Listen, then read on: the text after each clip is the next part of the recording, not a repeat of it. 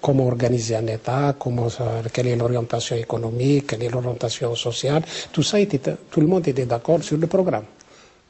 Il a été voté à l'unanimité. Il a été voté à l'unanimité. C'est important de dire à l'unanimité parce que ce qui va suivre après. Ali Haroun, membre de la direction de la Fédération de France du FLN, témoin privilégié de ce moment. Si vous vous reportez à la presse, aux déclarations des uns et des autres, on va vous dire les uns sont les vrais révolutionnaires, les autres sont les contre-révolutionnaires. C'est pas vrai. C'est pas vrai parce que la plateforme a été votée à l'unanimité. Donc c'est pas un conflit idéologique. Alors on a adopté la plateforme. Et après l'adoption de la plateforme, de notes folkloriques, Ferhat Abbas crie, il dit ça, c'est du communisme mal digéré. Il a voté quand même. Et Mohamed Saïd, il a dit Heil Hitler. Lorsque le vote à l'unanimité a été proclamé, il a dit Heil Hitler. Donc, le vote a lieu à l'unanimité, et puis, à ce moment-là, il y a suspension de séance, et on dit, maintenant, nous allons entamer le deuxième point de l'ordre du jour, qui est la désignation de ce qu'on appelait l'idara en arabe, c'est-à-dire l'administration, c'est-à-dire le bureau, en fait le bureau politique. C'est au moment de la constitution du bureau politique qu'il y a un différend. C'est sur les hommes. Sur les hommes, voilà. L'ambiance étant surchauffée, des mots très regrettables ayant été prononcés par certains. Et l'atmosphère chauffant de plus en plus, Omar Boudaoud dit « S'il vous plaît, silence, silence, je suspends la séance, on verra demain matin. » Et depuis, le CNRA ne s'est jamais retrouvé dans son intégralité. Donc, on n'a pas eu de vote, ce qui fait que nous sommes restés suspendus depuis. Il n'y a pas eu, sortant du CNRA de Tripoli, une direction qui était issue d'un vote où une majorité s'est prononcée régulièrement contre une minorité. Voilà ce qui s'est passé. La révolution algérienne, d'un coup, se trouve privée d'une représentation politique. Non. Disons, n'a plus de représentation acceptée par tous. Voilà.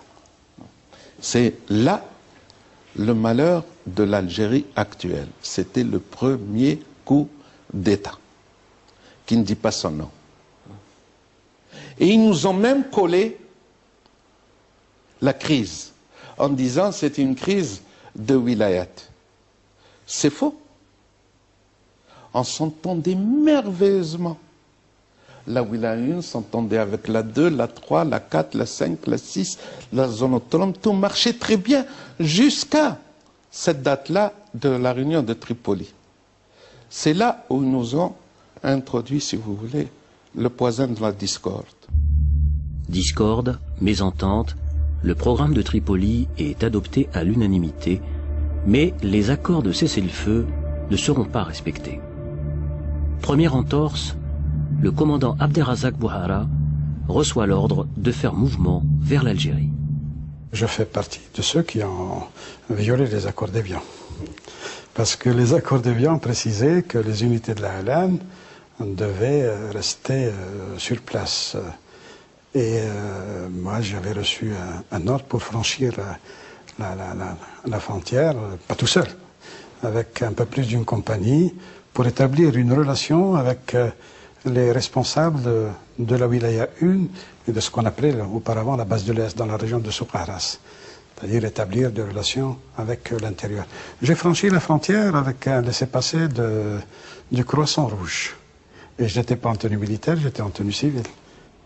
Avec lui, Salah Goudjil, sous les ordres du colonel Ouari Boumdienne. On est rentré avec les réfugiés. En civil. En civil, oui. On est rentré, on n'était pas autorisé à rentrer en militaire, parce que là, il n'y avait pas encore un accord pour que la LN des frontières traverser la frontière. L'accord, c'était simplement de dire que le cessez-le-feu, c'est fixer les deux armées dans les positions où elles se trouvaient à cette date du 19 mars. Et ceux qui étaient à l'extérieur restent à l'extérieur jusqu'au moment où il y aura la proclamation de l'indépendance reconnue par le gouvernement français. À partir de là, l'armée des frontières peut rentrer, mais elle ne pouvait pas rentrer avant. En fait, elle était rentrée, elle s'était infiltrée déjà, et l'armée française a fermé les yeux parce qu'il y avait toute une dynamique de l'indépendance qui s'était installée. Alors, le 5 juillet, quand le peuple d'Alger fête en toute innocence l'indépendance, les responsables, eux, sont inquiets. Personne ne savait que le clash avait eu lieu à Tripoli, sauf quelques responsables. Et puis, on n'était pas arrivé à la confrontation. Nous espérions toujours que le CNRA, dont la séance avait été suspendue à Tripoli, aurait été de nouveau convoqué à Alger, et puis, comment dirais-je, qu'il aurait terminé sa mission. Et on aurait à ce moment-là élu un bureau politique qui soit l'émanation de l'ensemble des membres du CNRA. On espérait qu'il allait se réunir jusqu'au jour où, le 22 juillet 1962, M. Ben Bella a déclaré à Tlemcen, le bureau politique, c'est moi. Voilà. Le 22 juillet. 22 juillet 1962. Entre-temps, l'armée des frontières commence à s'avancer. Le 24 juillet, ils sont devant Constantine. Khalfallah Abdelaziz est alors le responsable de la ville de Constantine.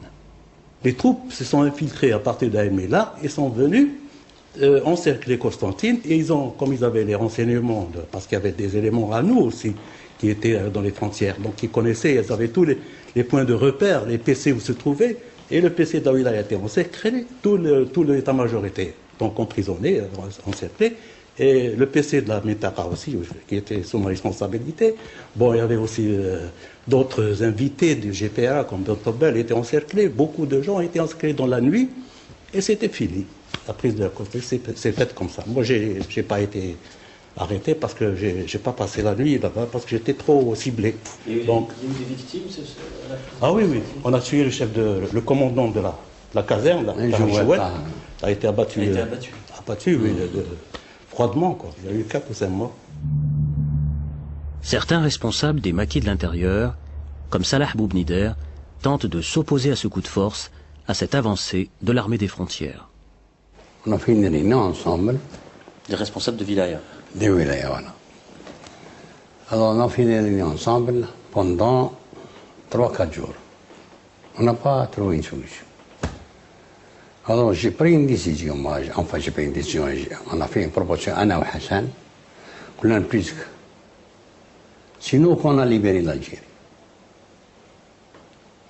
On va partager le pouvoir en deux.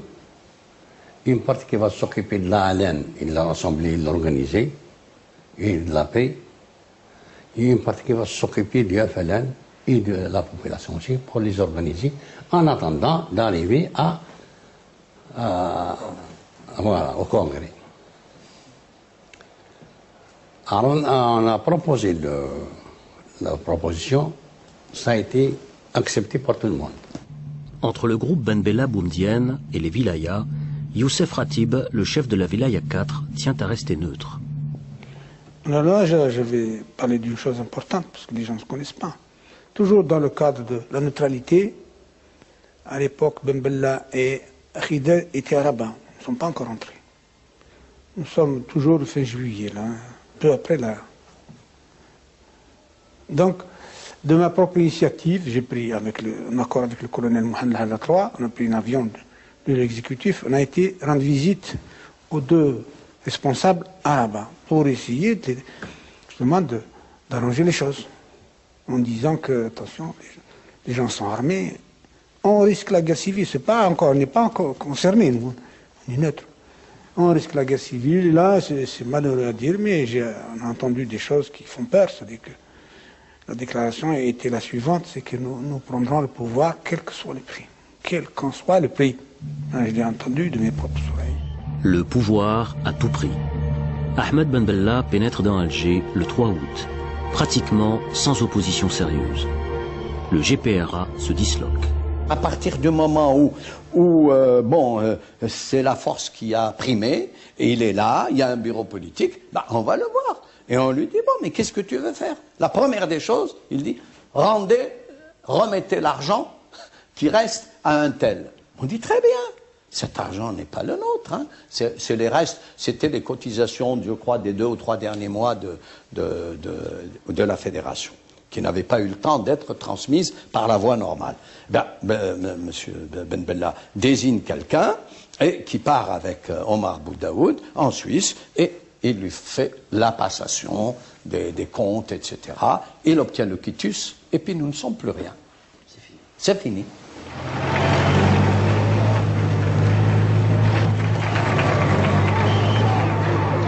Fin août, de manière inexorable, l'armée, dirigée par le colonel Boundienne, avance vers Alger. Parallèlement à cela, les services de renseignement, qui étaient ce qu'on appelle la base d'Idouche, où il y avait des centaines d'universitaires qui travaillaient dans les laboratoires de la police politique, tous les agents de Boussouf sont rentrés par le désert sur Alger de connivence avec l'armée. Donc c'est cet instrument, disons, politique dont disposait l'armée qui, en définitive, a facilité la prise d'Alger. Moi, je ne vous cache pas que, personnellement, moi, j'étais partagé. Il y avait tous les effets de cette politisation que nous avons eue du temps où nous étions sur la frontière, parce qu'il y avait des idées, il y avait une vision d'Algérie, on avançait déjà l'idée de la révolution populaire, les grandes transformations, nous allions œuvrer pour transformer, pour changer radicalement la situation de la vie des paysans, des pauvres. C'est comme ça que nous concevions le socialisme. Donc, changer les choses, travailler pour les petites gens, essayer de payer une dette vis-à-vis des paysans qui nous ont hébergés, qui nous ont guidés. Ça, c'était... je pensais à ça, mais je pensais aussi à autre chose. Je me suis dit, moi, l'Algérie est indépendante, j'ai arrêté mes études. J'aimerais bien poursuivre mes études et j'aurais voulu, bien entendu, poursuivre mes études, mais le hasard en a décidé autrement. En l'absence d'un pouvoir politique stable, l'affrontement se dessine aux portes d'Alger entre anciens compagnons d'armes. Nous sommes dans une position défensive. Voyez-vous, dans toute cette Casbah, nous avons 1830 hommes armés en uniforme, sans compter les 2000 civils armés également, qui occupent toutes les terrasses. La Casbah est entre nos mains. Donc, on peut déclencher un mouvement et occuper Alger. Nous, on était neutres pour ici d'éviter la crise, la guerre civile. Et petit à petit, on a été amené à nous opposer seuls au coup de force. On a dit, vous ne prenez pas le pouvoir par la force. Voilà les raisons essentielles. Ce sont des jours qu'on aimerait bien oublier, parce que si nous imaginions que nous allions tous rentrer à Alger, la main dans la main, avec un même cœur, et malheureusement, la politique a ses secrets. Nous aurions préféré voir autre chose. Ils sont venus, ils avaient un armement lourd, ils ont placé les canons, les canons, un truc, ils ont tiré, mais ils n'ont pas pu avancer. C'est vers le 27 août. Il y a eu l'affrontement 2 jours, et ensuite, parce qu'on a parlé quand même de 500 morts, 900 morts. Ça, je suis incapable. De notre côté, je peux témoigner, il y a peut-être une dizaine de morts, peut-être, pas plus. Dont un officier, un capitaine de la zone Palestrone. Il était blessé et achevé. Oui, c'est l'histoire. La confrontation entre des combattants de la LN, c'est une chose qui fait très mal. Nous faisons un appel à tous les dirigeants qui sont en ce moment pour qu'ils soient unis. Nous ne voulons pas crier vive un tel ou vive un tel. C'est le peuple qui commande tout, c'est le peuple qui a combattu pour la révolution, c'est lui qui l'a construite de ses mains. Le peuple ne comprenait rien, c'est l'erreur justement du peuple. Une erreur. Et nous, on n'avait pas le temps d'expliquer tout ça à la crise. Alors on s'est retrouvés seuls. On a des raisons. Mais on pouvait tenir avec les moyens qu'on avait, la force. Mais dans quel objectif, quel but? Quel objectif politique? Donc il y a un accord de cessez-le-feu comme ça. Et je suis parti moi-même avec Ben Bella, avec un hélicoptère, aux 3 points que j'ai cités pour faire respecter le cessez-le-feu.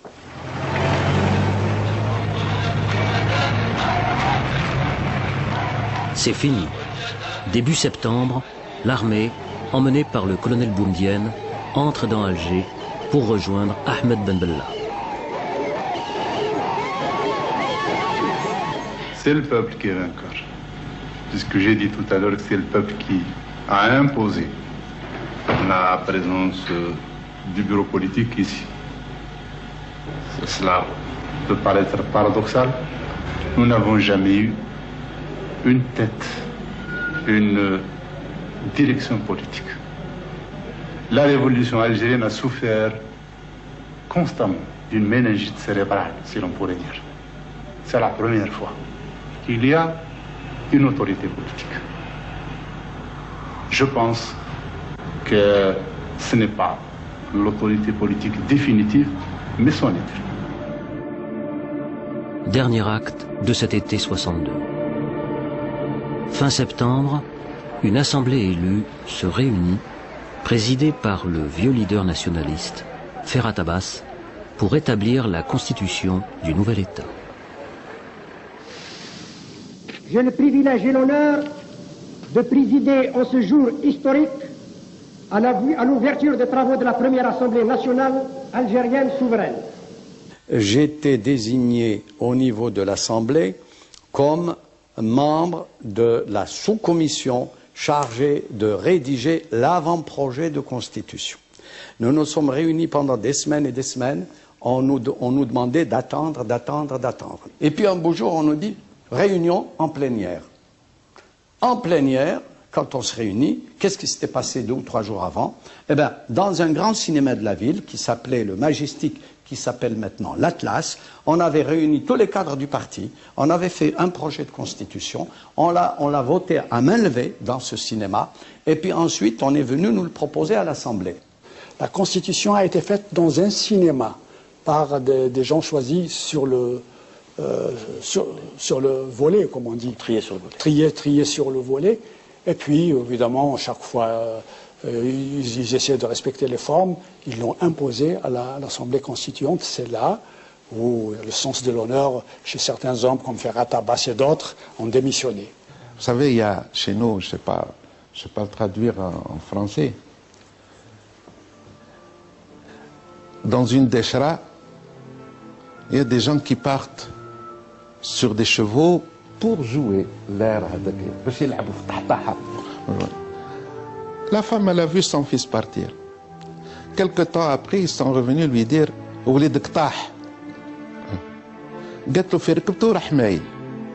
c'est-à-dire, à son départ, il est parti déjà. L'indépendance était mal partie. C'était la révolution a changé d'orientation. Et puis après 40 ans, on vit encore de la crise de 62. Et voilà, enfin.